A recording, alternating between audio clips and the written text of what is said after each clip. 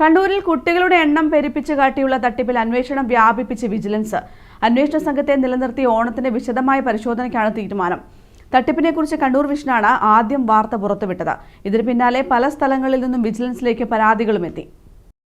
വിദ്യാർത്ഥികളുടെ എണ്ണം പെരുപ്പിച്ച് കാട്ടിയ 16 സ്കൂളുകളുടെ പട്ടികയാണ് വിജിലൻസ് നിലവിൽ തയ്യാറാക്കിയിട്ടുള്ളത്.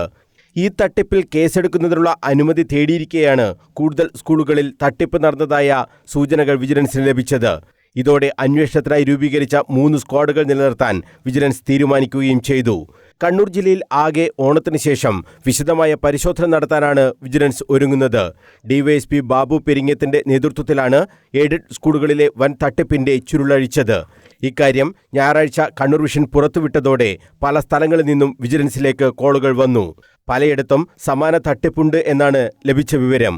കുട്ടികളുടെ എണ്ണം തികയ്ക്കാനും പെരുപ്പിച്ച് കാട്ടാനും വ്യാപക തട്ടിപ്പുകൾ നടന്നതായാണ് വിജിലൻസ് കണ്ടെത്തിയിട്ടുള്ളത്. അധ്യാപക തസ്തികകൾ നിലനിർത്താനും കൂടുതൽ അധ്യാപകരെ ചേർക്കാനുമൊക്കെയുള്ള കൃത്രിമമാണ് നടക്കുന്നത്. അഴിമതി നിരോധന നിയമപ്രകാരവും BNS പ്രകാരവും കേസ് എടുക്കുന്നതിനുള്ള റിപ്പോർട്ട് കഴിഞ്ഞ ദിവസം ഡിവൈഎസ്പി ബാബു പെരിങ്ങേത്ത് സർക്കാരിന് സമർപ്പിച്ചിട്ടുണ്ട്.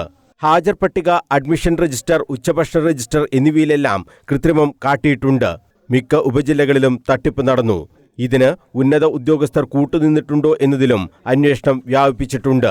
നിരവധി അധ്യാപകർ പ്രതികളാകുന്ന തട്ടിപ്പാണ് നടന്നതെന്ന് വിജിലൻസ് സൂചിപ്പിച്ചു. കേസെടുത്താൽ ഉടൻ സ്കൂളുകളുടെ പേരുവിവരങ്ങളും പുറത്തുവിടും. വൻതുക നൽകി നിരവധി അധ്യാപകർ സ്കൂളുകളിൽ ജോലിക്കും കയറിയിട്ടുണ്ട്. ഇതും വിജിലൻസിന്റെ അന്വേഷണ പരിധിയിൽ ഉണ്ട്. മനോജ് മയ്യിൽ, കണ്ണൂർ വിഷൻ.